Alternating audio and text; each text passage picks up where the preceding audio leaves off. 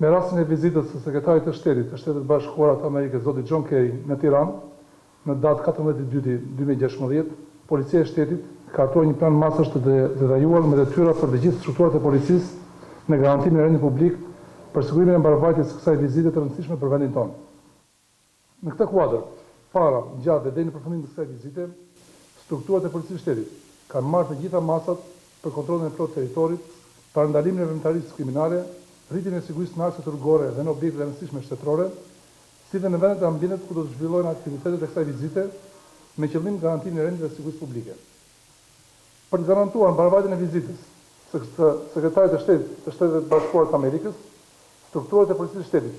po bashkëpunojnë dhe koordinojnë masat dhe me institucionet e tjera të sigurisë në vendin tonë, si Shërbimin Informativ Shtetëror, agjencitë ligjpatuese të tjera, si agjencitë inteligjente të mbrojtjes dhe Gardën e Republikës. Në funksion të garantimit të rendit dhe sigurisë publike, janë angazhuar 1548 forca